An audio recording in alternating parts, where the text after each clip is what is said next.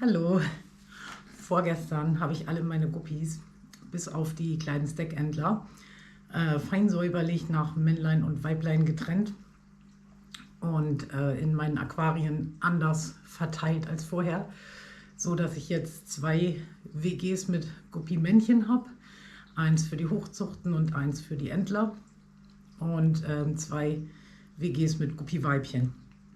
Das große Aquarium, das ich schon vorgestellt hatte, und mein ehemaliges Sunset-Guppy-Aquarium, in dem jetzt auch nur noch Weibchen und eine Riesenmenge Guppy-Babys leben. Und das war auch genau der Grund, warum ich das machen musste. Es gibt ja verschiedene Methoden, um Überpopulation bei Guppies einzudämmen, und ich bin mit wenigen davon aus ethisch-moralischer Sicht einverstanden und halte wirklich das Trennen von Guppies nach Männchen und Weibchen für die sinnvollste Methode, zu viel Nachwuchs zu verhindern. Und das geht ja letztendlich, wenn man eine kleine Gruppe Guppies hält, auch schon mit 2 Aquarien ganz gut. Also man muss dafür keine 8 rumstehen haben, so wie ich. Ja, also die Umsetzaktion an sich, die habe ich natürlich festgehalten mit meiner Kamera und werde euch auch gleich noch zeigen, wie ich das gemacht habe und wie das so geklappt hat. Und ich kann sagen, es ist alles wunderbar gut gegangen, allen Fischen geht es weiterhin super. Keiner hat in irgendeiner Form darunter gelitten, dass er das Aquarium einmal gewechselt hat. Hier hinter mir in meiner Fischsuppe sind jetzt auch 9 weitere Guppimännchen eingezogen. Und ja, von daher war das eine problemlose Aktion, die sehr gut geklappt hat, aber ich bin trotzdem sehr, sehr traurig und unzufrieden damit, dass ich das überhaupt machen musste. Aus dem einfachen Grund, weil ich irgendwann vor längerer Zeit damit angefangen habe, aus gekauften Guppies mir gesunde, reinerbige, nicht von Parasiten befallene, wunderschöne Guppies herauszuzüchten. Und für mich selbst, also damit meine Aquarien bevölkert werden, weil das, was man hier bei mir in der Gegend, egal ob im Aquaristik-Fachgeschäft oder in irgendwelchen Märkten mit angeschlossenen Aquaristikabteilungen kaufen kann, also es ist eine Katastrophe. Und ich glaube, ich bin damit nicht alleine. Also mag sein, dass ihr irgendeinen Aquaristikladen bei euch um die Ecke habt, der super tolle, super gesunde, mit nichts befallene Guppies verkauft, die dann bei euch im Aquarium noch 3 Jahre leben. Aber bei mir in der Gegend, und zwar im größeren Umkreis von 50 Kilometer plus, ist das definitiv nicht so. Deswegen dachte ich, wenn ich mir selbst hier schöne Guppies rauszüchte, und das ist mir ja gelungen, und die dann auch in den kleinen Anzeigen inseriere, dann wird es bestimmt auch andere Aquarianer in der Gegend geben, die das toll finden, dass sie mal nicht die armen, schwachen, parasitengeplagten, kranken Tiere aus den Geschäften kaufen müssen, sondern was mit einem stabilen Immunsystem, das sich bei ihnen zu Hause schnell einlebt und keinerlei Probleme macht. Ich persönlich würde mich da sehr drüber freuen, wenn ich sowas mal in den Kleinanzeigen finden würde. Und so gesehen habe ich die dann auch inseriert in den letzten paar Monaten, und entgegen meinen Erwartungen habe ich hier sehr viele Zwerggarnelen Leute gehabt, die sich sehr gefreut haben über meine Red Sakuras, aber für Guppies sind nur 3-mal Leute gekommen.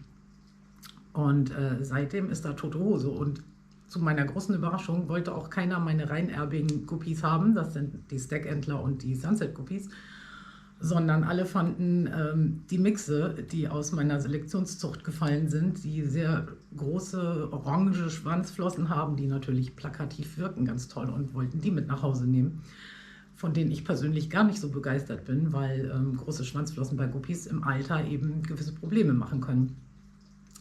Also die wollte ich gar nicht gezielt züchten, aber die Leute fanden sie toll und haben mir ein paar abgekauft, aber eben nicht genug, dass ich das hier weiter betreiben kann mit meinen gemischtgeschlechtlichen Guppi-Aquarien. Was mir, wie gesagt, das Herz bricht, weil gerade in die Sunset-Guppi-Zucht, da habe ich so viel Arbeit und Recherche investiert. Die haben eine sehr komplizierte Vererbung. Das Sunset-Guppy-Gen, das wird nur über die Weibchen vererbt und da auch nicht über jedes Weibchen gleich, sondern einige werfen gelbe Männchen, rein gelbe Männchen, andere werfen Sunset-Männchen wegen den homozygoten und heterozygoten X-Chromosomen. Das ist ein ganz kompliziertes Thema und das hatte ich letztendlich auch hinbekommen, dass, obwohl man das den Weibchen nicht ansieht, welches Weibchen welche Gene trägt, dass da eben eine sehr schöne Sunset-Guppy-Zucht dabei rausgekommen ist. Ja, und jetzt muss ich das leider alles aufgeben, wobei ich die Stack-Entler in ihrem Aquarium gelassen habe, Männlein und Weiblein, weil das wirklich so kleine Fische sind. Also es ist einfach ein Riesenunterschied, ob man in einem 60-Liter-Becken 40 winzig kleine, wildhafte Entler hat oder 40 riesige, ausgewachsene Hochzuchtguppies. Das ist von der biologischen Belastung und auch vom optischen her was ganz anderes. Ja, außer bei den Kleinanzeigen, also wirklich mit persönlichem Kontakt zu den Leuten, die bei mir vorbeikommen, mit einem kleinen Schnack und auch ein bisschen Interesse daran, welche Aquarien die zu Hause schon wie lange stehen haben und was sich da alles schon drin befindet, möchte ich keine von meinen Fischen irgendwie anders hergeben. Also es gibt ja Leute, die bringen die dann halt ab und zu mal schwungweise in den nächsten Laden bei ihnen um die Ecke und tauschen die gegen Futter ein oder sonst irgendwas. Und nach allem, was ich über sehr, sehr viele Läden hier in meiner Umgebung weiß, ist da kein einziger dabei, dem ich mit gutem Gewissen meine Fische anvertrauen würde. Ich habe hier angefangen, meine eigenen Guppies zu züchten. Und das soll jetzt auch gar kein "Ich heul hier rum, weil ich nicht genug Guppies verkaufe" Video werden. Darum geht es ja gar nicht. Das ist ja kein Konzept, um reich zu werden. Ich habe meine Guppies, auch die Hochzuchten und die reinerbigen Entler für 2 Euro inseriert in den Kleinanzeigen. In den Läden hier in meiner Gegend nehmen die das Doppelte. Und du kriegst die Fräskopfwürmer umsonst noch oben drauf. Tolles Geschäft. Also darum geht es überhaupt nicht. Sondern einfach darum, dass ich das persönlich richtig, richtig toll finden würde, wenn sich das endlich mal in Deutschland etablieren würde, nicht in den Laden zu rennen, sich den Guppy vom Großhändler und ursprünglich aus der asiatischen Massenzucht zu holen und sich dann zu Hause zu wundern, warum der zusammenklappt, wenn er das erste Mal mit einem Aquarium in Kontakt kommt, das eine funktionierende Mikrobiologie enthält und auch eine gewisse Keimdichte, und sich dann zu wundern, warum der 2 Wochen später tot ist. Und mal ganz davon abgesehen sind das ja auch sehr beliebte Haustiere für Kinder. Und das finde ich ganz schrecklich, dass die dann jedes Mal leiden müssen, wenn ihr geliebtes Haustier, dem sie wahrscheinlich auch noch einen Namen gegeben haben, es nicht packt. Und wie gesagt, das Problem könnte man ja recht einfach lösen, indem man einfach mehr von privat kauft. Und natürlich, ich möchte jetzt gar nicht dazu aufrufen, irgendwie die Kleinanzeigen anzugucken und zu dem Erstbesten zu rennen, der da drin stehen hat, Guppies müssen weg, auch noch falsch geschrieben mit Doppel-B und I und 1 Euro das Stück und dann noch ein Bild von einem versifften Aquarium dazu. Also das ist natürlich eine Anzeige, die würde ich jetzt nicht weiter in Erwägung ziehen. Aber wenn, und das gibt es leider in meiner Gegend viel zu selten, aber wenn da jemand schreibt, ich kann von meinen reinerbigen Red Chest Saddleback Entlern ein paar abgeben und dann vielleicht noch da was zu den Wasserwerten steht oder zu den Bedürfnissen der Fische. Und da, wenn ich so eine Anzeige lesen würde bei mir in der Gegend, ich würde 3 Minuten später an der Haustür klingeln, hätte einen Eimer dabei, würde super gesunde, tolle Fische bekommen, die keinerlei Probleme machen und wahrscheinlich noch einen netten Schnack obendrauf dazu. Aber das, wie gesagt, Angebot ist hier bei mir überhaupt nicht vorhanden. Oder wenn, dann nur ganz, ganz selten. Und das finde ich super schade, weil, wie gesagt, warum soll man sich die armen, gequälten Kreaturen aus dem Zoofachhandel holen? Und die haben halt einfach wahnsinnig viele Probleme im Gepäck. Also erstmal stammen die alle vom Großhändler. Ich habe mir mal die Mühe gemacht, per E-Mail in meiner Gegend bei allen Läden nachzufragen, die Guppies im Angebot haben. Habt ihr auch Guppies aus deutscher oder wenigstens europäischer Zucht oder stammen eure Guppies wirklich alle aus Asien? Ich habe von vielen gar keine Antwort bekommen und das ist ja auch eine Antwort für mich letztendlich. Und ein einziger Laden hat mir geantwortet, alle unsere Guppies stammen aus asiatischen Zuchten, aber wir haben hier ein paar Deutschlandplatis, die sind von einem lokalen Züchter. Ja, ich weiß nicht, ob ihr Deutschlandplatis kennt, aber das sind diese schwarz-rot-goldenen Fische, die zu allem Überfluss auch noch so einen schwarzen Punkt vorne auf der Nase haben, der aussieht wie ein Hitlerbärtchen. Und naja, ne, eure Nazifische könnt ihr behalten. Also so sehr ich das auch befürworte, dass die von einem lokalen Züchter sind, aber das war halt nicht das, wonach ich gesucht hatte. Ja, und diese asiatischen Zuchten, also da habe ich auch schon Videos gesehen und das ist also wirklich ein Grauen, wenn man mit viel Liebe und Sachverstand Guppies selektiv züchtet, ist das wirklich ein Grauen. Also die Fische schwimmen da in so riesigen Betonbecken oder Plastikbecken, wirklich sehr, sehr große Behältnisse, in sehr stark aufgesalzenem Wasser, in Massen und vermehren sich da halt fröhlich vor sich hin, werden dann da rausgefangen und eben auf einen langen Transportweg bis zu unseren Großhändlern in Deutschland geschickt. Und das ist natürlich klar, dass unter solchen Umständen keinerlei selektive Zucht stattfinden kann. Also da vermehrt sich alles fröhlich miteinander in diesen furchtbaren Bottichen, was eben auch genetische Defekte hat, was Krankheiten und Parasiten hat, krumme Rückgräder und so weiter. Und ich kann es nicht genau sagen, aber ich nehme mal an, ausselektiert für den Verkauf werden die Fische dann erst beim Großhändler. Das heißt, das ist in den Genen drin bei denen. Und wenn ich ausselektiert sage, dann meine ich das auch nicht so, wie ich das hier mache, dass jedes Fischlein sein eigenes Aquarium bekommt, in dem es den Rest seines Lebens glücklich und zufrieden weiter existieren kann, selbst wenn es einen Defekt oder eine Behinderung oder irgendwas hat. Ja, und dann bei diesen Großhändlern, da habe ich auch schon so viele Videos dazu gesehen, weil ich einfach auf YouTube viele Videos mir angucke, auch aus dem internationalen Bereich. Und also gerade im englischsprachigen Raum ist das so ein Trend unter Aquascapern, wie so ein Kind im Süßigkeitenladen bei so einem Großhändler durch die Reihen von Aquarien zu stolpern und freudenschreiend zu berichten, dass jetzt hier noch ein Sammler aus Brasilien ein noch intensiveres Rot hat oder wie auch immer da. Das ist eine ganz tolle Neuheit und Leute, greift zu, juhu, juhu.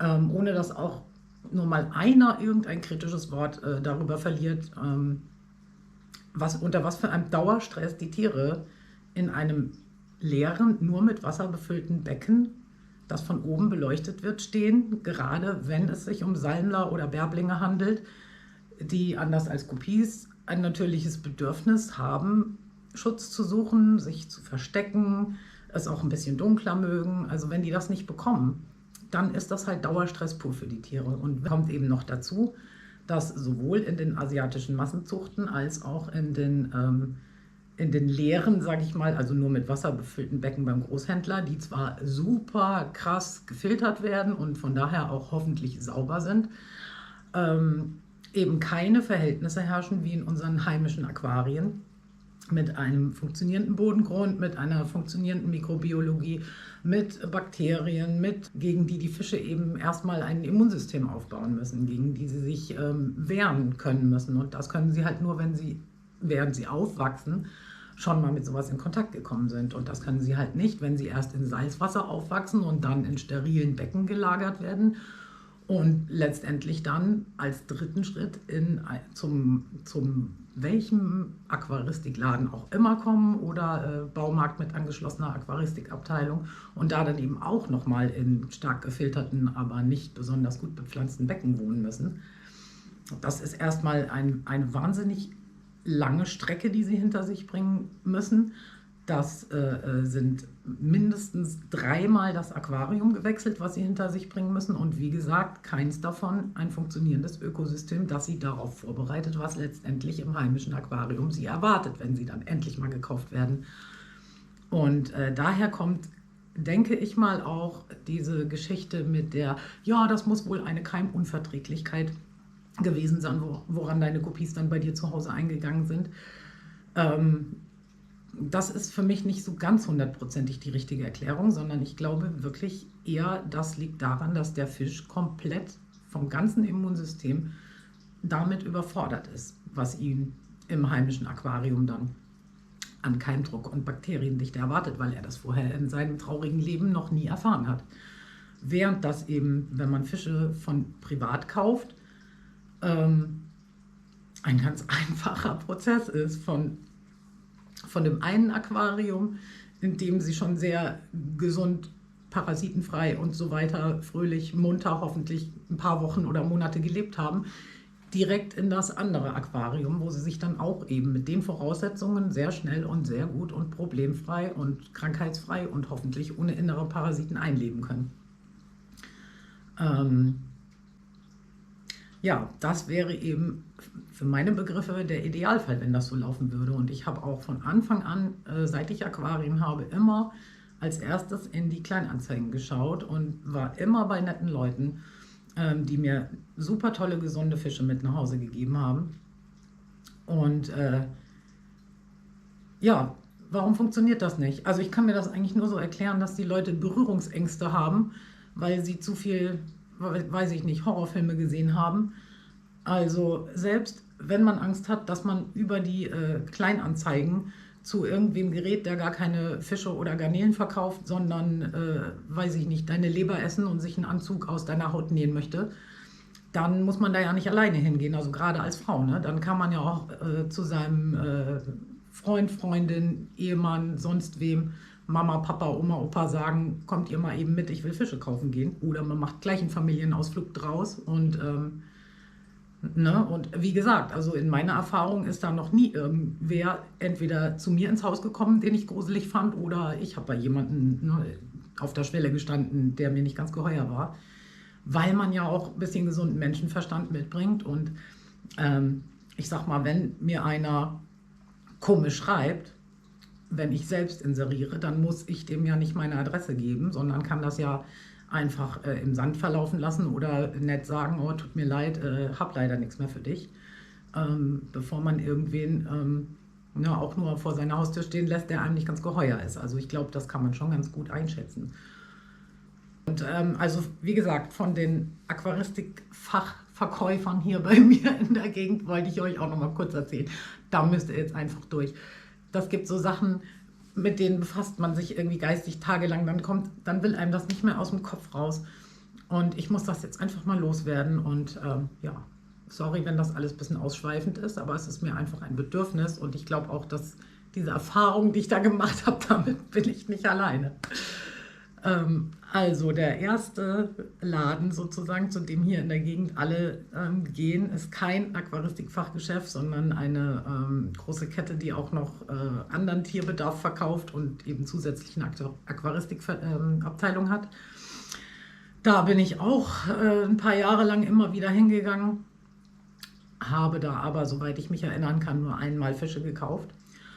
Und ansonsten immer nur geguckt und zugehört, was so den anderen Kunden erzählt wird. Und das war alles einfach nur schrecklich. Also ich habe da keine einzige Beratung mitbekommen, die in irgendeiner Form fundiert oder gewesen wäre oder von Fachwissen in irgendeiner Form gezeugt hätte. Und also das Schlimmste, was ich mal mitgekriegt habe, also aus Wasserpflanzengärtnersicht, war, dass einem Aquarianer, der erzählt hat, er hat zu Hause Goldfische im Aquarium, ein ganzes Set Pflanzen verkauft wurde, also feinfiedrige Stängelpflanzen, Hygrophila, Pinnatifida und was nicht alles, von denen also wirklich keine einzige barschfest wäre oder eben in einem Goldfisch-Aquarium in irgendeiner Form länger durchhält als einen Tag, bis die Goldfische halt das Salatbuffet entsprechend dezimiert haben. Und da habe ich wirklich kopfschüttelnd daneben gestanden, während das also passiert ist und dachte so, ja komm, musst dich jetzt nicht einmischen. Ich glaube, dann schmeißen die dich für immer aus dem Laden, weil du hast dich eh schon oft genug mit Kommentaren unbeliebt gemacht. Und daraufhin habe ich diesen Menschen, der das gekauft hat, dann auf dem Parkplatz angesprochen und habe gesagt, hör mal zu, das, was die dir da verkauft haben, das werden deine Goldfische alles ratzfatz wegputzen. das wird ein teurer Spaß für dich, wenn du wissen möchtest, welche Pflanzen man wirklich in ein Goldfisch-Aquarium pflanzen kann und die eine Überlebenschance haben mit Goldfischen. Hier ist meine E-Mail, schreib mir, dann erkläre ich dir das. Und ja, seitdem werde ich von dem Typen zugespammt mit esoterischen E-Mails und Querdenker-Traktaten. Von daher, anscheinend war es Karma. Ich hätte mich nicht einmischen sollen. Der wurde da zu Recht abgezockt. Aber egal. Jedenfalls, also das fand ich schon mal sehr erschreckend. Und da stelle ich mir halt immer die Frage, ist das wirklich mangelnde Fachkompetenz? Oder wissen die das ganz genau und wollen einfach nur die Kohle einstreichen? Keine Ahnung, muss sich jeder selbst beantworten. Und das war, wie gesagt, noch das harmloseste, was ich in dem Laden erlebt habe. Und ja, richtig schlimm war es dann, als ich einmal mit meiner damals noch sehr kleinen Tochter da war und wir ein sehr krankes, sehr geschwächtes Schmetterlingsbuntbarschweibchen in einem der Aquarien entdeckt haben, das also quasi schon am Boden lag und von den anderen Fischen mehr oder weniger bedrängt und fast schon angeknabbert wurde. Und daraufhin sind wir zu einer Verkäuferin gegangen und haben ihr das mitgeteilt und hatten eigentlich erwartet, dass sie da irgendwas dazu sagt. Und meine Tochter, die halt wegen dem armen Tier schon... Also, meine Tochter stand jedenfalls mit Tränen in den Augen daneben, hat mich die ganze Zeit gefragt, Mama, sie wird dem armen Fisch doch helfen oder was macht sie denn jetzt und so weiter. Dem armen Fisch war natürlich nicht mehr zu helfen, das hat man ihm angesehen. Aber wie die Verkäuferin damit umgegangen ist, war einfach nur schrecklich. Sie hat den Fisch kommentarlos aus dem Verkaufsaquarium rausgefischt, hat ihn in einen Plastikbecher reingeknallt, in das sie vorher einfach Leitungswasser reingefüllt hatte bei einem Schmetterlingsbuntbarsch. Und dann hat sie ihn auf ihren Verkaufstresen gestellt und das alles komplett wortlos. Also sie hat wirklich kein einziges Wort der Erklärung mit uns geredet. Sie hat weder gesagt, danke, dass ihr Bescheid gesagt habt, noch hat sie gesagt, oh, der arme Fisch, der ist doch sehr krank, und um meine Tochter zu beruhigen, um eventuell zu sagen, ja, ich werde mal versuchen, dem noch irgendwie zu helfen, aber wenn nicht, ja, dann ist das so und so. Sie hat einfach gar nichts gesagt. Sie hat ein mürrisches Gesicht gemacht. Also sie sah wirklich einfach nur so aus, als wäre sie extrem genervt davon, dass wir sie da jetzt darauf aufmerksam gemacht haben, dass da ein leidendes Tier in ihrem Verkaufsbecken ist und dass sie uns einfach nur so schnell wie möglich loswerden möchte. Und das war erfolgreich. Also wir haben an dem Tag diesen Laden für immer verlassen und nie wieder betreten. Da werde ich nicht mal mehr Hühnerfutter kaufen. Weil also erstmal, ne, wieso ist jemand im Verkauf, der Kunden auch beratend zur Verfügung stehen muss, in einer Aquaristikabteilung, der sich so benimmt? Also da habe ich überhaupt kein Verständnis dafür. Da muss man doch eine Basisvoraussetzung von Kommunikationsfähigkeit haben, wenn man so einen Job hat. Und wieso ist das in diesem Laden keine Selbstverständlichkeit, dass man morgens einmal durchgeht und schaut, wie geht es den Fischen, die ich hier verkaufen möchte? Und ist da vielleicht einer dabei, der krank ist oder Hilfe braucht?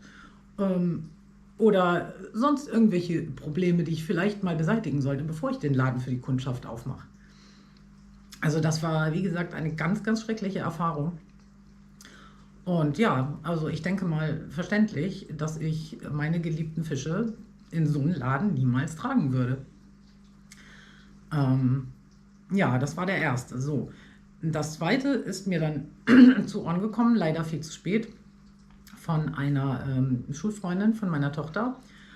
Die hatte zu Hause ein 30-Liter-Aquarium stehen und eine große, ebenfalls Futterkette, eine andere jetzt bei uns in der Gegend, die eben auch Aquaristik hat diesem Kind für das 30-Liter-Aquarium einen Krebs verkauft, ein paar Zwerggarnelen, 2 Goldfische und noch irgendwas, das weiß ich nicht mehr. Aber alleine das ist ja schon, also das ist ja keine Aquaristik, das ist ja eine Diagnose und zwar keine gute. Also das ist mir leider viel zu spät zu Ohren gekommen. Ich war super entsetzt, habe direkt mit der Familie Kontakt aufgenommen und habe gesagt, Leute, was ist denn da bei euch im Aquarium los? Das geht gar nicht. Das kann ja nur Mord und Totschlag sein, plus unfassbarer Keimdruck. Mal ganz davon abgesehen, dass in ein 30-Liter-Aquarium gar nichts reingehört, außer Schnecken und Fischen. Ja, und dann war das zu dem Zeitpunkt eben schon so, dass es einen einzigen Überlebenden gab, nämlich einen Goldfisch. Und alles andere war weggefressen und weggestorben. Und diesen Goldfisch habe ich dann zum Glück noch zu guten Freunden von mir in einen sehr schönen großen Gartenteich vermitteln können, womit zumindest der hoffentlich noch ein schönes Restleben genießen konnte, aber für alle anderen Tiere war es eben zu spät. Und dann denke ich mir auch, ne, also wenn das die Beratung ist, die ein kleines Kind in so einem Laden bekommt und dann das eben passiert, dass es dann wochenlang dabei zusehen muss, wie ein Tier nach dem anderen ein schreckliches Ende findet, ohne zu wissen, wie und warum, weil die Eltern hatten halt auch kein Interesse dafür und haben sich offensichtlich nicht weiter informiert, sondern haben einfach nur zu mir gesagt, ja, die haben das in dem Laden uns als perfekten Besatz für dieses 30-Liter-Aquarium verkauft, also warum soll ich das hinterfragen? Ja, also da fehlen mir die Worte. Das ist halt einfach niemand, wo ich jemals irgendwas kaufen wollen würde. Nicht mal ein kleines bisschen Futterflocken für 5 Euro. Ja, und dann kam meine eigene schlimme Erfahrung mit einem weiteren Laden bei uns in der Gegend.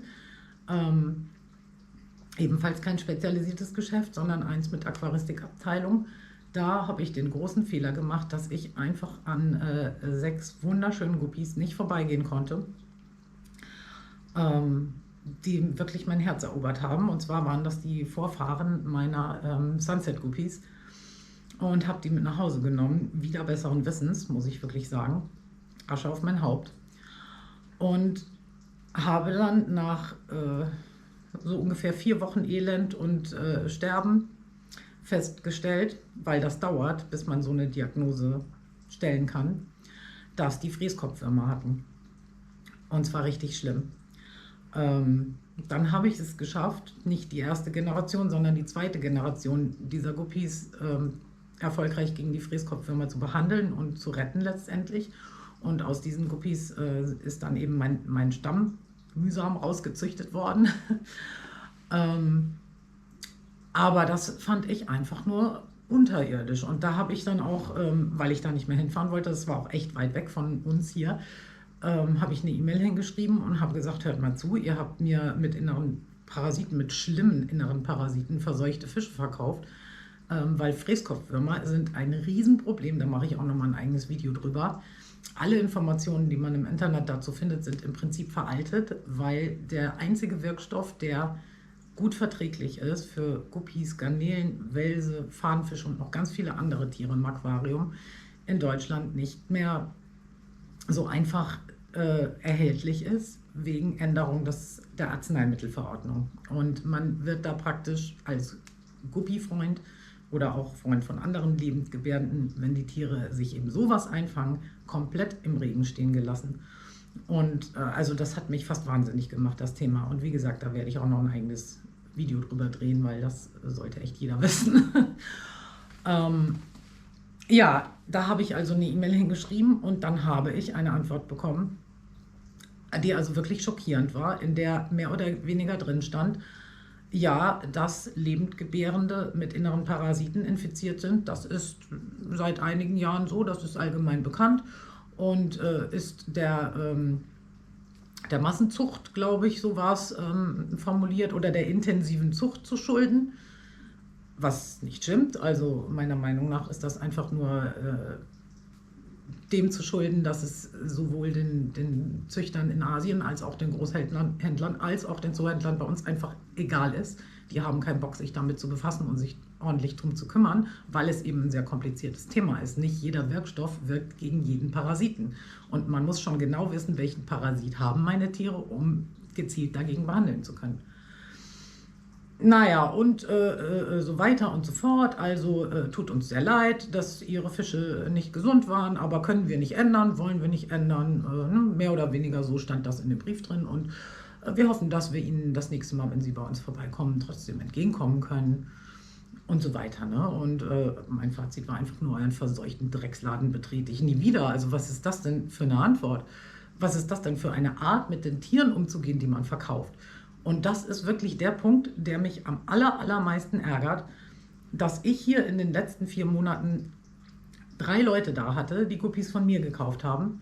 Jetzt überlegt euch mal, wie viele Leute in diesen 3 Monaten in diesen Laden gelaufen sind und da Guppies gekauft haben, die hundertprozentig immer noch Fräskopfwürmer haben, weil die, wie gesagt, mir geschrieben haben, sie haben keine Lust und keine Zeit dagegen was zu unternehmen. Und dann eben wieder zu Hause im heimischen Aquarium das große Leiden losgeht und die ganze Familie dabei zusehen kann, wie diese Guppies innerhalb von, sage ich mal, maximal 4 Wochen an diesen schrecklichen Parasiten sterben, weil das tun sie. Die beißen sich im Darm fest, die fressen sich da durch, die Fische werden immer schwächer, magern ab, haben schleimigen Kot, taumeln und sind letztendlich irgendwann tot. Ja, und so ist der Zustand hier bei uns. Und das ist eben das, was mich an dieser ganzen Sache sehr, sehr traurig macht und ärgert.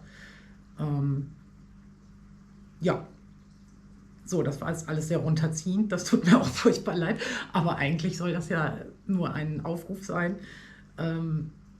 Wenn ihr keinen Aquaristikladen bei euch in der Nähe habt, dem ihr wirklich hundertprozentig vertraut und bei dem ihr auch nur gute Erfahrungen gemacht habt mit dem Fischkauf, dann kauft eure Fische von privat. Schaut euch die Kleinanzeigen in eurer Gegend an, beurteilt die gut.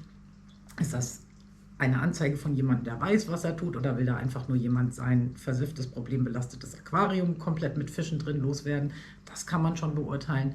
Und selbst wenn ihr immer noch Angst habt, über die Kleinanzeigen zu irgendwem nach Hause zu gehen, kann ich ja verstehen, dann schaut lieber, ob ihr innerhalb von Deutschland einen Online-Händler findet, der gute Guppies aus eigener Zucht im Angebot hat und der vielleicht auf seiner Webseite auch Bilder hat von seinen Guppy-Aquarien, in denen man sehen kann, die haben einen Bodengrund, die sind bepflanzt, also diese Fische wissen wirklich schon vom Immunsystem her, von ihrer Robustheit her, wie man in einem bepflanzten Aquarium oder auch in einem Aquarium mit Bodengrund und Spongebob drin, egal, eben in einem Aquarium mit einer Mikrobiologie gut überleben und weiterleben kann.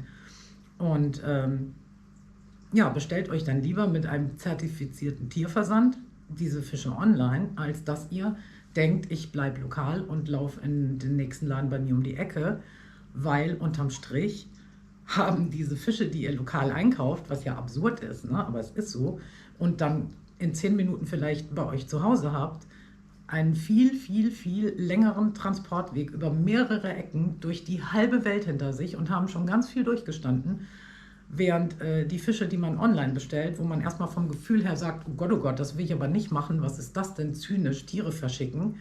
Ja, aber die kommen von dem Aquarium, in dem sie hoffentlich in deutscher Aufzucht aufgewachsen sind, über Nacht mit einem zertifizierten Tierversand direkt zu euch nach Hause. Das heißt, die haben das Aquarium nur einmal gewechselt, und zwar von einem gut laufenden Aquarium in ein anderes gut laufendes Aquarium, was eben unterm Strich deutlich weniger Probleme macht als die Tiere aus dem Zoohandel. So, und jetzt, wo ich das alles losgeworden bin und es mir jetzt auch besser geht, sage ich mal, könnt ihr euch anschauen, wie ich meine Fischlein fein säuberlich, Männlein von den Weiblein getrennt habe und dabei sowohl mich als auch die armen Fische, vor allem die Guppimännchen, wahrscheinlich sehr, sehr unglücklich gemacht habe. Nein, Spaß. Ja, und verabschiede mich hier schon mal, aber das Video geht noch weiter. Ich habe eine Guppi-Babyschwemme. Und genau aus diesem Grund, weil ich die Aquarien eigentlich alle schon gut genug mit erwachsenen Guppies besetzt habe und hier nicht anbauen möchte, werde ich heute Fische einfangen und sortieren. Und dazu habe ich mir Folgendes überlegt. Aus diesen 3 Fensterbank-Aquarien fange ich die großen Guppimännchen raus, das heißt die Hochzuchten und die Hochzuchtmixe. Die Entler-Guppies dürfen hier drin bleiben in meiner Guppimänner-WG, weil das eh schon sehr viele sind und weil die Kleinen auch sehr, sehr schwer einzufangen sind. Im Gegensatz zu Hochzuchtguppies, die super neugierig und ehrlich gesagt ein bisschen dumm sind und praktisch freiwillig ins Netz schwimmen, sind die Entler-Guppies noch schlau und gehen in Deckung, sobald sie merken, dass sowas ansteht. So, das heißt, die größeren Guppimännchen, die ich einfangen werde, die wandern in dieses Aquarium hier rein, ganz links. Das wird also die zweite Guppimänner-WG mit eben großen Guppi-Hochzuchtmännchen. Und in das mittlere Aquarium, in dem sich im Moment meine Sunset-Guppi-Zucht befindet, setze ich eine neue Weibchen-WG rein. Die Keimdichte und die Bakterienkulturen, die dürften ebenfalls bei allen meinen Aquarien gleich sein, weil die einfach dieselbe Behandlung bekommen. Also ich mache da in keinem Aquarium irgendwas großartig anderes. Und Pflanzen setze ich sowieso hin und her. Fische, wie gesagt, ebenso. Also sind die alle problemlos miteinander kompatibel. Und ich hatte auch noch nie Probleme beim Hin- und Hersetzen von einzelnen Guppies zwischen diesen Aquarien. Was sich allerdings, jetzt kommt meine Katze hier zum Schmusen, was sich allerdings doch unterscheidet von den anderen Aquarien, ist mein großes 126 Liter Gesellschaftsbecken, weil ich das mit Osmosewasser verschneide beim Wasserwechseln. Und dadurch hat das eben doch etwas andere Werte. Also der pH-Wert zum Beispiel liegt da bei 7,4 und das ist natürlich zu 8,0 schon eine etwas größere Differenz. Und auch der Leitwert ist immer so im Bereich von 240, 250. Also es ist auch deutlich weicheres Wasser. Und grundsätzlich einen Fisch von härterem in weicheres Wasser umzusetzen, bedeutet, man muss ihn akklimatisieren. Das kann man nicht einfach so rausfangen, ins andere Aquarium reinwerfen. Das ist osmotischer Stress für die Fische und da müssen die sich langsam dran gewöhnen. Deswegen habe ich jetzt von meinen 2 3-Liter Kunststoffbecken, die ich besitze, eins eben schon zur Hälfte mit dem Wasser aus den Guppi-Aquarien befüllt, da wo der kleine Steckentler schon drin rumschwimmt. Und werde da jetzt als allererste Maßnahme die etwas größer geratenen Männchen noch mit reinsetzen, die ich eben im Gesellschaftsaquarium haben möchte. Und dann fange ich an, schlückchenweise das Wasser aus dem großen Aquarium dabei zu geben, bis sich die Fische eben an die neuen Bedingungen gewöhnt haben. Und dann dürfen die ins große Aquarium. Und damit kann man sich auch wirklich ruhig bei der Umstellung von härterem auf weicheres Wasser oder von höherem pH-Wert auf niedrigeren pH-Wert nur eine gute Stunde Zeit lassen. Also das schadet gar nicht, wenn man das nicht durchhetzt. Aber wie gesagt, alle anderen wandern einfach hin und her. So, und los geht's. Ja, wie ich die Fische einfange, dazu habe ich noch gar nichts gesagt. Also ich habe hier, da ich mehrere Fische auf einmal einfange, ein großes Netz und ein sehr kleines Netz. Und das große Netz hänge ich jeweils in das Aquarium rein, so dass die Fische aus dem Netz nicht mehr raus können, aber eben unten genug Wasser vorhanden ist, dass sie da drin schwimmen können für den Moment. Und dann fange ich die Fische, die ich haben möchte, mit dem kleinen Netz ein und packe sie sozusagen in das große Netz rein, so dass ich eben nicht jeden einzelnen eingefangenen Fisch einmal in mein kleines Kunststoffbecken transferieren muss, sondern das eben erst dann mache, wenn ich hier genügend Fische in meinem großen Netz gesammelt habe. So, dann wollen wir mal.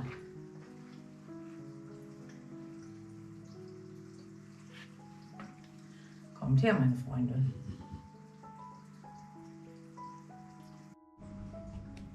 So, das sind jetzt erst einmal die größeren Sunset Guppies aus meiner Guppimänner WG.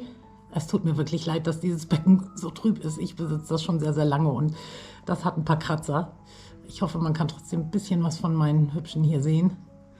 Und noch 2 eher so Mix-Guppies, sage ich mal, die aber auch von der Körpergröße her vorhaben, genauso groß zu werden wie die großen Sunset-Männchen.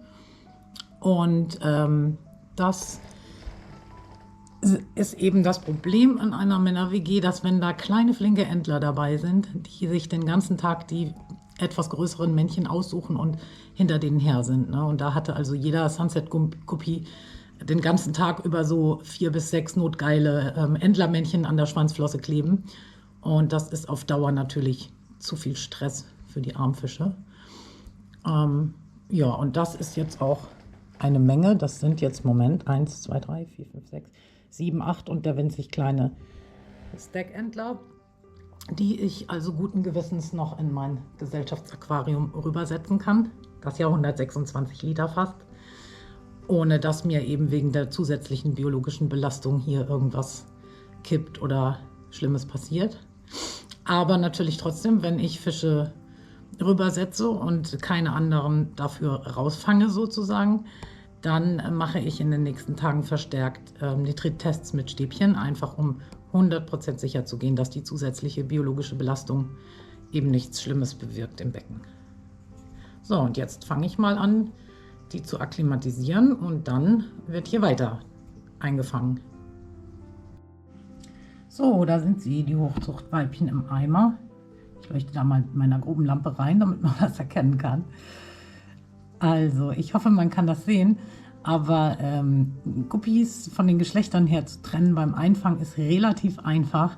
Wenn man von oben ins Aquarium reinguckt, die sind einfach, ich sag's mal, auch wenn es uncharmant klingt, deutlich fetter als die Männchen und auch deutlich weniger farbenprächtig. Also wenn man so eine schillernde, sehr bunte Rückenflosse, die auch noch vielleicht ein bisschen länger ist, vor sich hat, dann ist das sehr wahrscheinlich ein Männchen. So, und ich hoffe, dass ich mich jetzt hier bei der Truppe nicht geirrt habe und mir da aus Versehen ein junges Männchen reingeraten ist, aber das sieht ganz gut für mich aus. Und wegen den kleinen Babyfischen, die da auch unweigerlich mit ins Netz gekommen sind, mache ich mir keinen Kopf, weil ich werde in den nächsten Monaten sowieso noch regelmäßig die Aquarien inspizieren und Männlein weiter von Weiblein trennen müssen, weil ja die kleinen Guppifische auch größer werden und man dann erst sieht, was es ist, und weil diese Weibchen jetzt hier, vermute ich mal, alle schwanger sind und auch noch mal Babys kriegen werden. Und da muss eben konstant noch getrennt werden.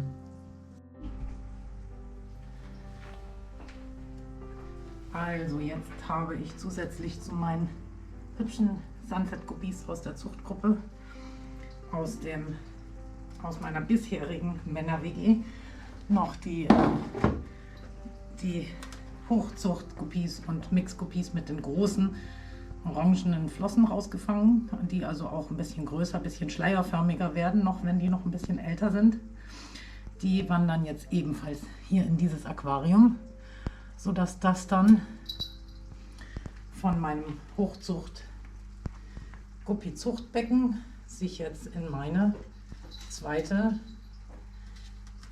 Männer-WG verwandeln wird, und zwar in die Hochzucht-Guppi-Männer-WG. So, das müsste ungefähr passen vom Wasservolumen her. Da 3 Liter abgeschöpft. Jetzt kommen 3 Liter wieder rein.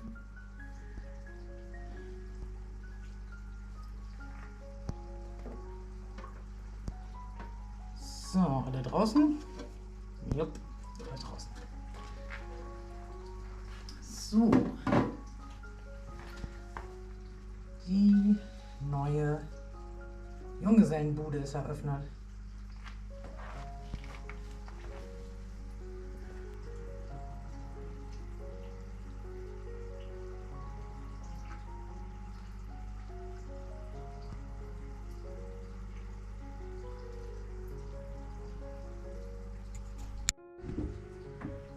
So, jetzt kommt die zweite große Veränderung. Mein Sunset Guppi Zuchtbecken verwandelt sich in meine zweite Guppi Mädels WG. Fische aus dem Eimer hier reinzukriegen ist ein bisschen schwieriger. Aber ich wollte sie jetzt nicht nochmal einfangen und in ein kleineres Behältnis setzen, einfach wegen Stress. Kommt, schwimmt einfach raus, Ladies. Ja, so ist gut. So ist gut.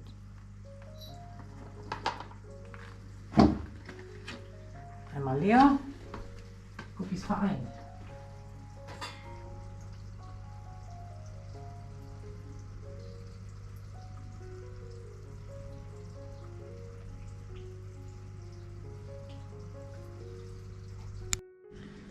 So, und die dritte große Veränderung für heute. Ich habe jetzt die Fische, die ich ganz am Anfang als allererstes eingefangen habe, akklimatisiert.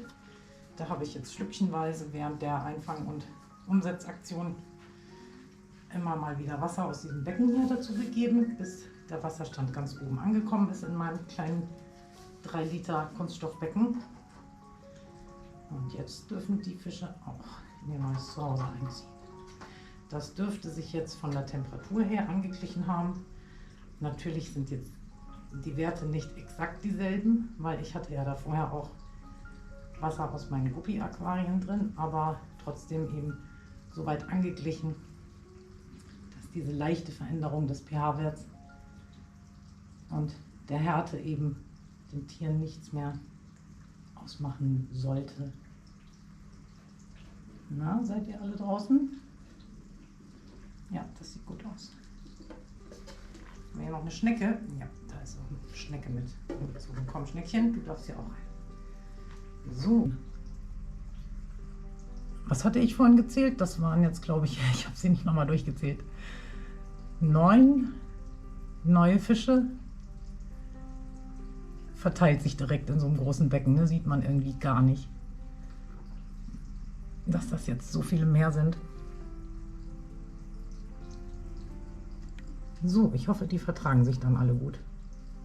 Das ist ja für die bisher alteingesessenen 4 großen Guppies doch jetzt eine ziemliche Umstellung. Und vor allem für meinen einen kleinen, sehr, sehr buckligen Freund hier.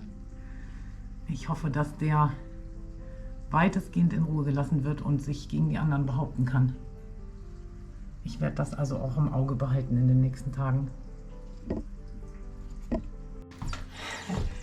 So, es ist vollbracht.